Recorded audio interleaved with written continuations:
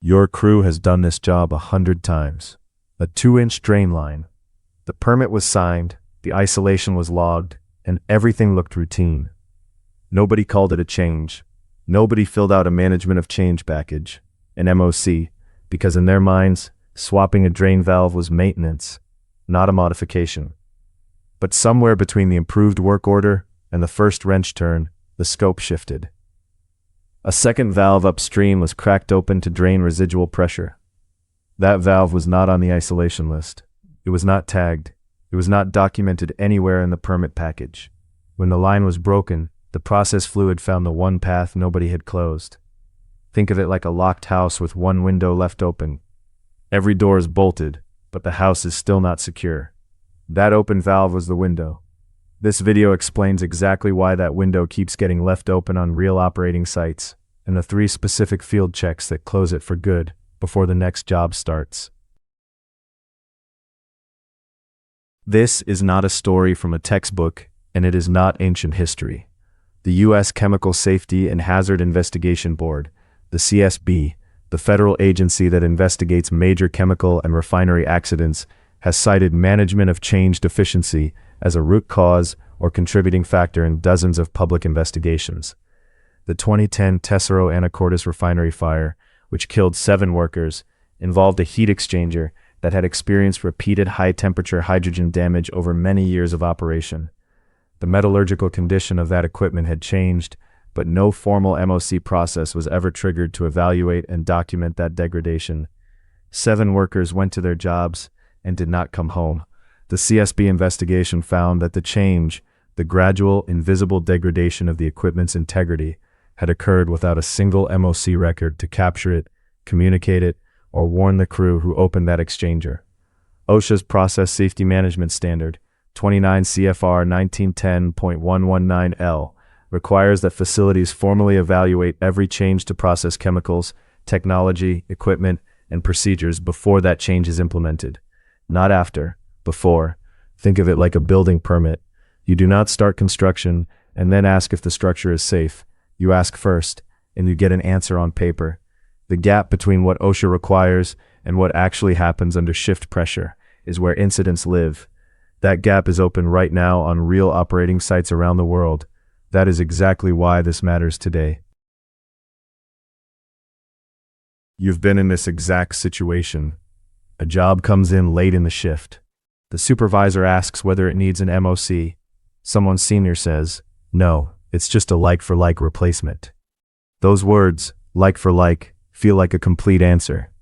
The replacement part looks the same. The line looks the same. The function looks the same. So the team proceeds without a formal change package, and the job moves forward on a verbal call. But here's what that phrase actually hides. Like for like means the hardware matches the drawing dimensions. It does not mean the operating conditions are identical. It does not mean the maintenance history is clean. It does not mean the material specification is still current.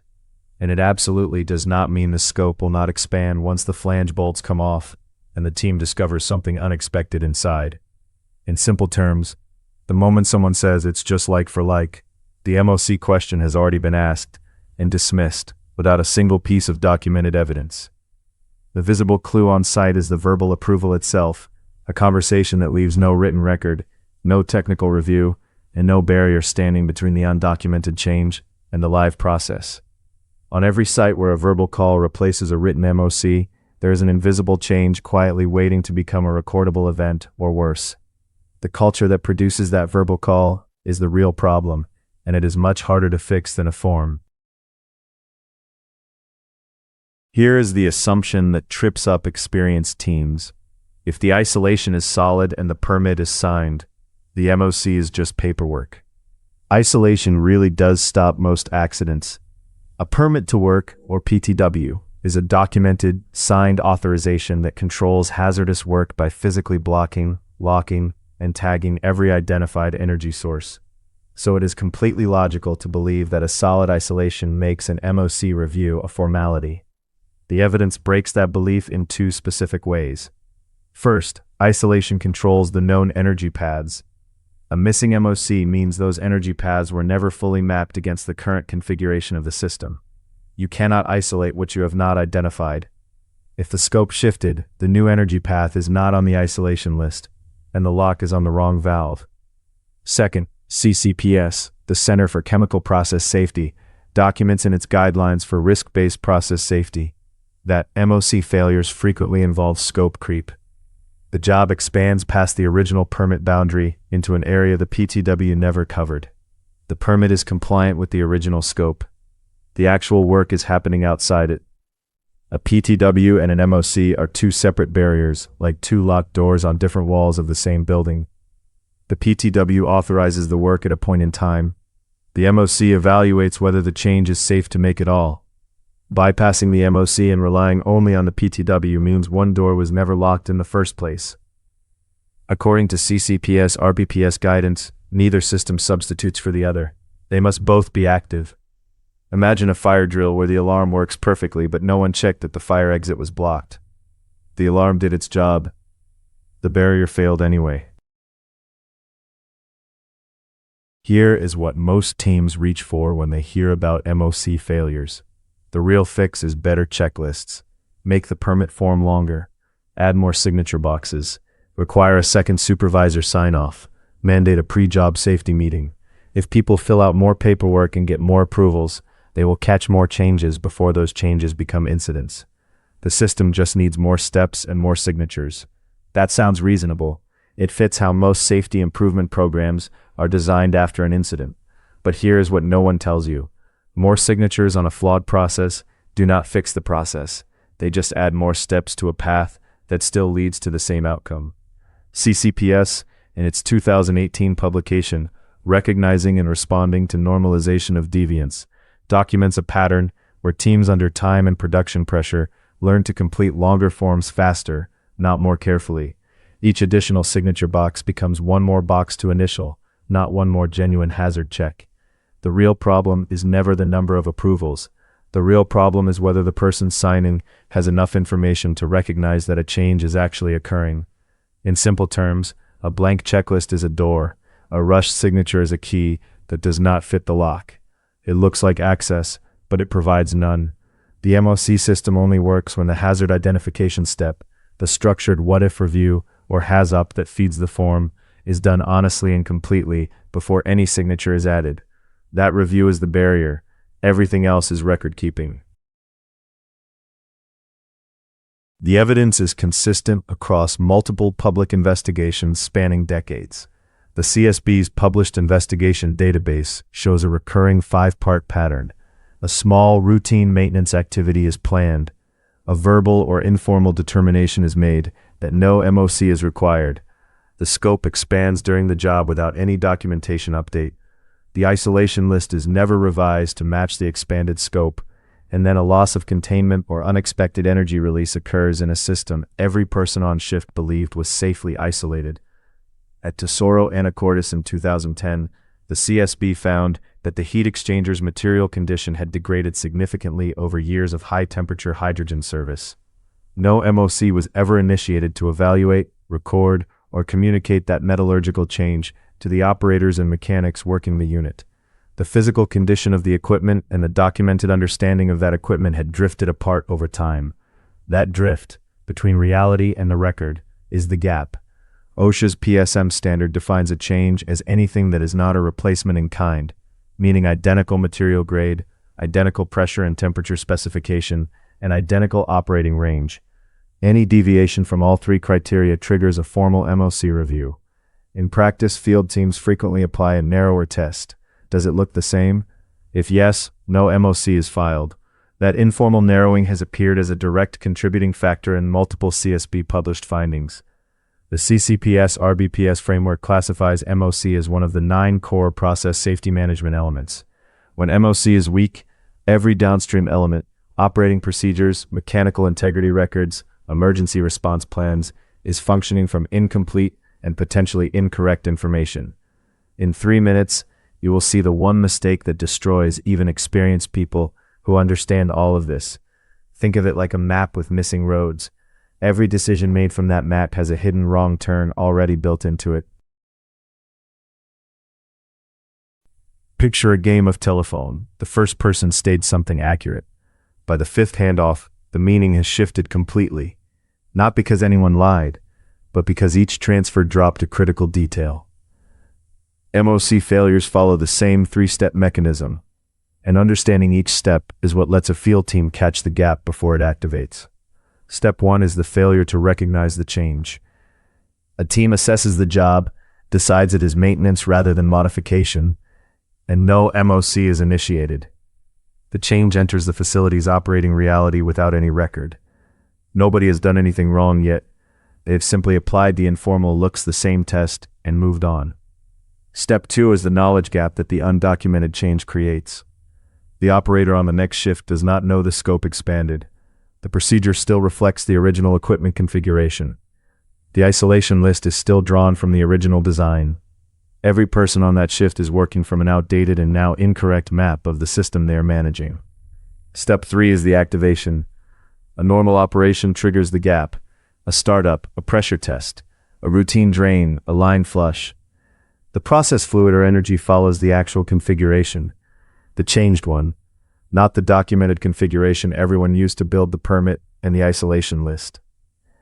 The PTW was fully compliant with the documented configuration. The real system had a different energy path open that no one had identified, tagged, or closed. The result is a loss of containment or an unexpected release in equipment everyone on shift believed was under complete control.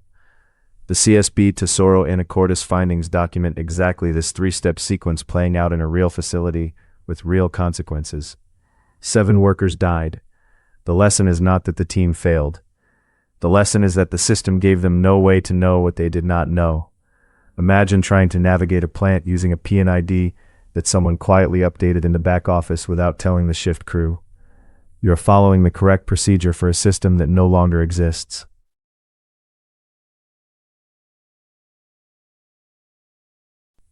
The single biggest sequencing mistake is completing the MOC after the job is done, rather than before it starts.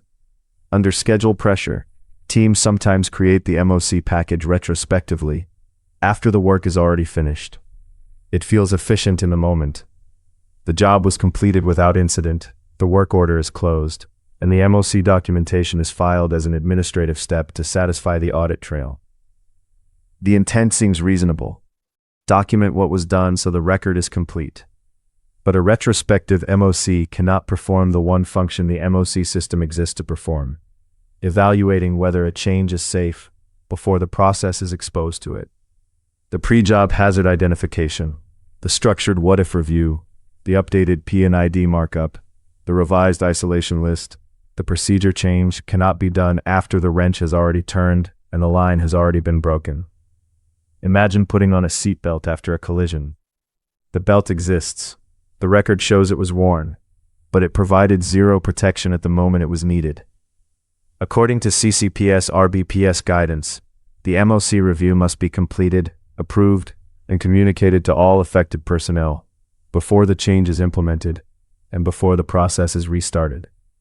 That sequence, identify, review, communicate, then implement, is not a procedural suggestion. It is the barrier itself. When teams reverse that sequence, the barrier disappears entirely. The field check is direct. Before any job begins, verify that the MOC has been approved and that every person in the crew, not just the supervisor, has been personally briefed on the change, the revised isolation boundary, and any updated procedures. Ask each person, confirm they understand, document that conversation. That confirmation step is the barrier reclosing. Here is the concrete payoff. 3 field checks that close the MOC gap before any job starts.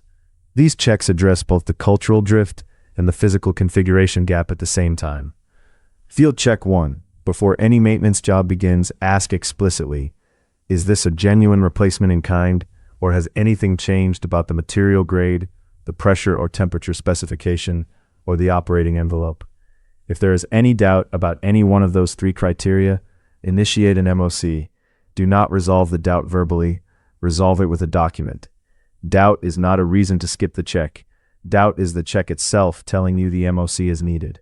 Field check 2. Compare the isolation list on the permit directly against the current revision-controlled Piping and Instrumentation Diagram, the PNID. This is the engineering drawing that maps every line, valve, instrument, and tie-in point in the system. If the PNID revision number on the permit does not match the latest issued revision, stop the job and verify the isolation list against the current drawing before any flange is broken. A permit built on an outdated PNID describes a system that may no longer exist in the field. Field check 3. Before restart, verify that every person in the crew has been briefed on any change and on the updated isolation boundary, not just the permit holder, every person who will touch any part of the job. Ask each of them directly. CCPS RBPS guidance on MOC explicitly requires that changes be communicated to affected personnel before restart, and communication means a confirmed conversation, not a notice on a board. Check, ask, and verify. These 3 actions take minutes. The gaps they close have caused fatalities on real operating sites. Most people on a busy shift never figure this out. 97% of them assume a signed permit and a completed isolation are equivalent to a complete MOC review. They are not. They are 2 separate barriers operating on 2 different questions, and both barriers must be active and verified before the process sees any change. Think of it like a 2-factor login. The password is the permit, and the authentication code is the MOC review. Neither one alone gets you in safely. Sites that consistently apply the 3 field checks, confirm genuine replacement in kind, compare the isolation list against the current PNID revision, and brief every crew member before restart, are the sites that catch the gap before it becomes an event. The CCPS RBPS guidance documents these as the pre-startup verification actions that prevent undocumented change incidents. They are not theoretical. They are checkable, repeatable steps that any crew can use before the next job. Now check your own site. Does your facility require a formal MOC for every job that fails the replacement in kind test, or is that decision still being made verbally on shift? Does your permit process require the PNID revision number to be recorded and verified?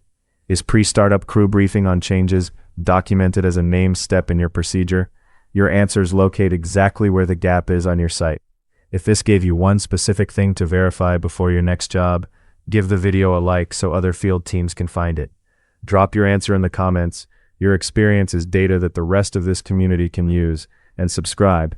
Every week, 1 PSM field check, 1 real failure mechanism, 1 thing you can use before the next shift starts.